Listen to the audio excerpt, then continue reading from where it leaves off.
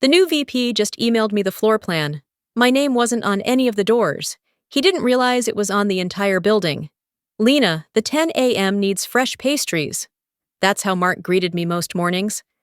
His voice would echo off the marble, not a question, a broadcast. And the flock of bright-eyed analysts in their performance fleece would glance over, smirking into their triple-shot lattes. I'd stand, smooth my blazer, and walk toward the kitchen. Professionalism, I'd learned, is often just the art of swallowing pride without making a sound. I've been here since the servers lived in a closet, and the founders thought seed round was about gardening. But to the Marks of the world, I was part of the furniture, polished, useful, invisible. I wasn't always this quiet. Back when our biggest client was a local news blog, I had opinions. I'd stay after hours, sketching database architectures on whiteboards, debugging code while the guys with the fancy titles were still searching Stack Overflow. But expansion has a way of erasing individuals. I became ambient noise. Mark smirked that morning. And Lena, make sure they're gluten-free. My trainer's on a new kick. I could have suggested a different kind of diet, but I just nodded. My reflection in the stainless steel fridge was the same. Efficient bun, sharp glasses, practiced smile. Here's what they never checked. I don't just order catering. I authorize every vendor contract. I hold the master keys to every server rack, every archived project folder they delete, thinking no one reviews. I review it all, including the 73 provisional patents I filed personally, back when this place didn't have a legal budget. Just draft the idea, Lena, they'd said. The lawyers will formalize it later. The lawyers never did. I did, through my privately held firm. Clean, registered, incontestable. Mine.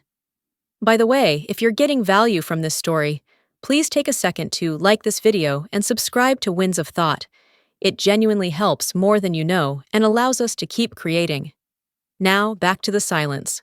When the rumor solidified that we were being acquired by an industry titan, the office buzzed like a hive. Mark started practicing his visionary leader pose in the glass walls. The junior devs whispered about exit bonuses. And me, I prepared the data rooms. Of course, I calibrated the projectors, stocked the mineral water, tested the HDMI cables, but I also opened a file on my desktop. Verification protocol, activation upon sale. I set a reminder for 72 hours later. It read, they can acquire the shell. The core has a different owner. The official announcement hit inboxes at 6:47 a.m. Subject, a historic partnership. Mark had attached a stock photo of handshakes and written paragraphs about synergies and market disruption. The floor erupted in a chorus of forced celebration and genuine greed. No one noticed I was already at my desk. No one ever did. Mark strode out, dropped a thick binder on my station without breaking his Bluetooth call. 10 copies, bound, tabbed, and Lena, the main boardroom for Thursday, flawless. He vanished into a cloud of ambition and expensive aftershave. I opened the binder. Technical schematics, financial projections, asset lists. Most were pulled from repositories I'd silently updated months prior. The arrogance of people who think you're a tool is that they hand you the blueprint. That morning, as I fed the binding machine, I watched them arrive, the acquisition team. 4 of them, in uniforms of quiet authority, walked right past my desk. I might as well have been the potted fern. I held the door open with a smile. It's what you do. By lunch, Mark was in the glass box, gesturing wildly. I replenished water pitchers and wiped down whiteboards. Through the glass, I caught fragments. Proprietary algorithms, data pipeline ownership, licensing heritage. I knew those terms. I defined those terms. To them, I was the help who fetched more napkins. Fine. I returned to my desk and sent one email to my private log. Subject, reminder. Body, initiate verification. Send. A soft chime confirmed the digital tripwire was now live. A single clause, buried in the original licensing agreement years ago, was no longer sleeping. It was waiting. just like me. That night, after the last nervous laugh died down, I stayed. I straightened chairs, recycled the day's debris. Then I opened that original document, scrolled to section 12, and read it. In the event of a change of control, all licensing rights revert to Veritas Holdings, LLC, owned by Lena Shaw, should her foundational role be unacknowledged. Still valid, still signed, still ironclad.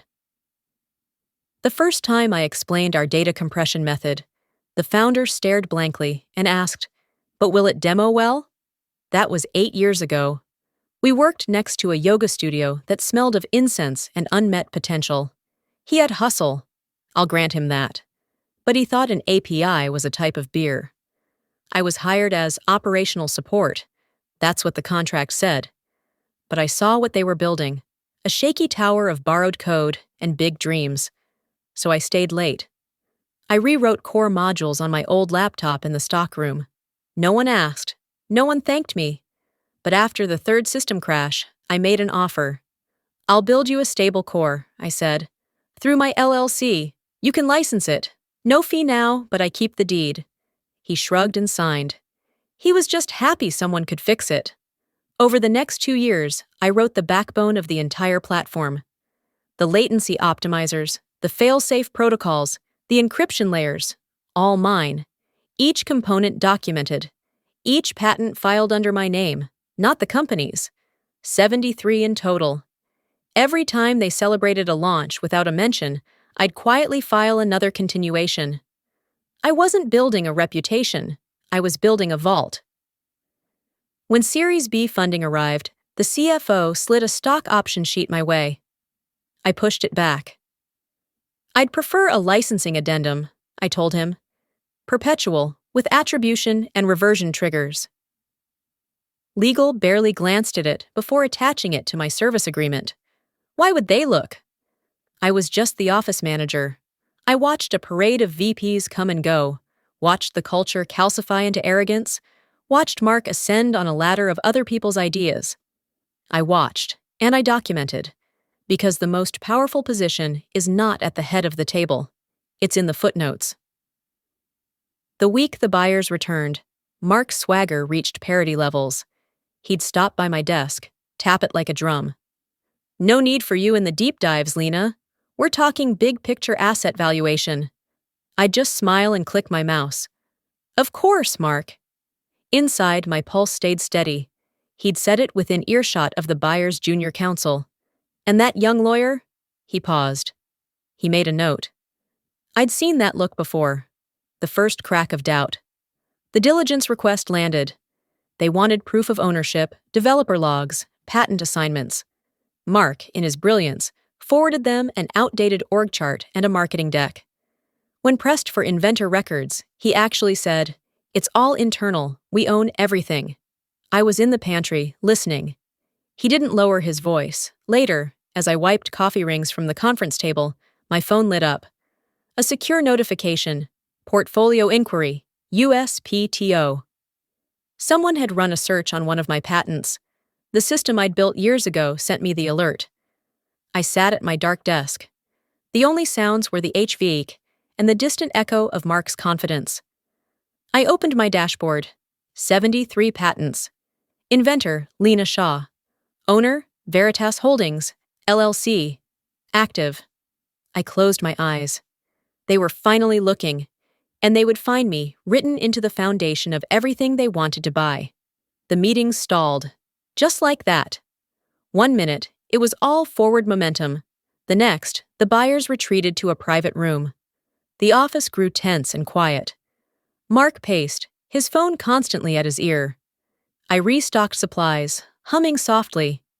Then, the lead buyer's counsel returned. He bypassed Mark's offered handshake, walked directly into the main room, and asked a question so clear it cut through the floor. "Who is Lena Shaw?" The silence was absolute. Mark turned, searching the room as if another Lena might materialize. When his eyes landed on me, he let out a strangled laugh. "Lena, she runs operations, facilities, scheduling." The counsel didn't smile. He opened a folio. This is a list of 73 granted patents, he said, his voice flat. All fundamental to your platform, all assigned to Veritas Holdings, which she owns. Your company is a licensee. Mark's face lost all its color. She's not technical. She handles the mail. Apparently, the counsel replied, placing the paper down. She also handles your intellectual property. I didn't move. I didn't speak. For years, I'd endured his casual disdain. Can you sort the mail, Lena? You wouldn't understand the tech. The lane they put me in had a dead end, for them. In that frozen moment, I felt it. Not heat, but a profound, quiet cold. Power. I was no longer background. The documentation spoke for me. They called me in like a discrepancy to be resolved. The email subject, urgent, clarification required. I took my time. The hallway felt different. Eyes flicked toward me, then away. Mark was already there, sweating through his shirt. The founder sat, shrunk into his chair. The buyers were all stone. I walked in with a single folder. Saturday, placed it on the table. Ms. Shaw, the lead counsel began. Your name is on all core IP, yet you're absent from all corporate registries. I opened the folder, slid out the licensing agreement. This grants the company a non-exclusive license to my work, I said, contingent on my continued involvement and acknowledgement. Clause 12.5 triggers reversion if those conditions are breached during a transaction like this one. He read. His finger stopped on a line. This says you are the sole licensor. Yes. And this means if you are sidelined or removed, the license terminates, and they lose rights to all 73 patents. Correct. The founder made a small, pained sound. Mark started to bluster, but a look from the buyer's counsel shut him down. The viability of this acquisition, the counsel stated, is now subject to her terms. I sat back. No smirk, no glare, just stillness. After being treated as movable inventory for nearly a decade, I made sure my chair felt like a throne. They scrambled, offered apologies, promises. I let them talk. What I didn't reveal was that I'd had this agreement vetted by 3 separate firms, updated it annually, and my patents had been independently audited 6 months prior. When people see you as part of the scenery, they never expect the landscape to own the deed. Mark unraveled. It was a spectacular, silent collapse. First came denial, then anger, then a desperate, wheedling panic. I was at the copier when I heard him snap at the buyer's team. She's administrative. She compiled notes. She didn't create anything. The floor went still. The buyer's counsel didn't look up from his tablet. Our audit is complete. She is the sole inventor of record on every relevant patent. The chain of title is clear. Mark's mouth hung open. I walked past the conference room, met the CEO's gaze. He looked like a man watching his ship sink. Later, he approached me, all pretense gone. Lena, can we discuss the license? New terms? I nodded. Of course. We met alone. I presented a new agreement. Terms: 3% royalty on all past and future use. A formal title: Chief Intellectual Property Officer. Back pay for 8 years of consulting-level work. Equity in the acquiring entity. He read it, hands unsteady, and signed. On my way out, I stopped by Mark's open office. He was gone. I took a note card, wrote 3 words in clean capitals. Audit the footnotes. I left it centered on his keyboard. I didn't feel triumph. I felt resolution. The weight I'd carried for years wasn't mine anymore. Silence isn't agreement, it's observation. And observed actions, when documented, become evidence. The deal proceeded, but the axis had shifted. My name was now in every summary, my approval required for every exhibit. The acquisition wasn't of a company, it was a license to my work. The final signing was a quiet affair. The founder avoided my eyes. Mark was given a new, distant role in client integration. I saw the org chart later. My title was 3 levels above his. The buyers asked for a separate meeting. They wanted to know about the next iteration of the architecture. Ideas the old team hadn't dreamed of. Midway through, their head of R&D leaned in. "Would you sit on our Technology Advisory Council?" I paused, then smiled. "Yes." They handed me a folder. Authority, equity, a voice. They didn't need to sell me. They'd done the one critical thing. They read the signature line. I moved into a new office last week. Door that closes, view of the city. The plaque reads, Chief Intellectual Property Officer. Below it, the acquirer's logo. They got the product. I kept the patent. They didn't issue a press release about me, and that was perfect. I wasn't here for fanfare. I was here for authorship. One afternoon, a young engineer knocked on my door, holding a printout of an old protocol. "Ms. Shaw, how did you do all this?" I looked at him, remembering how long I'd waited for someone to ask that question sincerely. "I never let my signature be an afterthought," I said, "and I filed everything before they thought to ask." I gestured to the shelf of patent grants. "Take one. Learn that the most powerful code isn't written in the language of computers, but in the language of ownership." He left. I turned back to my screen. In the quiet, I finally felt it. Not the heavy burden of being overlooked, but the weightlessness of being irrefutable. They built a kingdom on my work while treating me as a visitor. Now the deed to the castle hangs on my wall, and all it took was keeping every single receipt.